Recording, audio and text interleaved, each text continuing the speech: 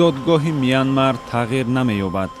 На муқобилияти корпораtsияи Reuters, на нигаронии ташкилотҳои байналмилалӣ, на норозигии матбуоти маҳаллӣ дар тағйири ҳукм таъсир нарасонд. ду хабарнигори Reuters, Валлоне ва Куав Сое УУ барои нақзи қонуни сирри давлатӣ гунаҳгор дониста шуданд. ҳардуро то 7 соли зиндон интизор аст. хабарнигорони Reuters моҳи декабри соли гузашта боздошт шуда буданд. полиси ношиносе ҳуҷҷатҳоеро барои таҳқиқот ба онҳо додааст. баъдан бо ин коғаз ҳардуро боздошт карданд. моро ноодилона гунаҳкор карданд. гуфтанд ки мо қонуни сирри давлатиро нақз кардем. мо аз рӯи меъёрҳои журналистӣ кор кардем ва тасмим надоштем ба кишварамон зарар расонем. ширкати Reuters мегӯяд коғаз танҳо баҳона буд. ҳақиқат он аст ки хабарнигоронро барои тадқиқоте барои ҷиноятҳои зидди мусалмонҳои роҳинҷа ҳабс карданд. тадқиқот онро нишон додааст ки нерӯҳои Мянмарро маҷбур карданд то дар чанд куштор ҳангоми муноқиша ширкат кунанд. чӣ қадар мусалмонҳои роҳинҷа ҳангоми тарки кишвар кардан ҷони худро аз даст доданд маълум нест. шумораи онҳо ба ҳазор мерасад. садҳо ҳазори дигар гуреза шуданд.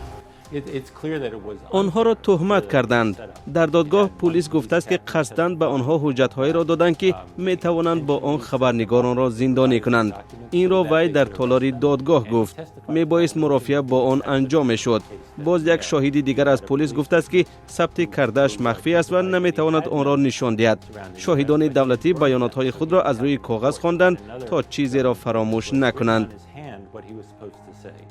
дипломатҳои хориҷӣ дар бораи ҳукм назари худро гуфтанд. ин зарба ба адолати додгоҳӣ ва озодии баён аст. қадаме ба ақиб барои озодии баён ва журналистика дар Мянмар.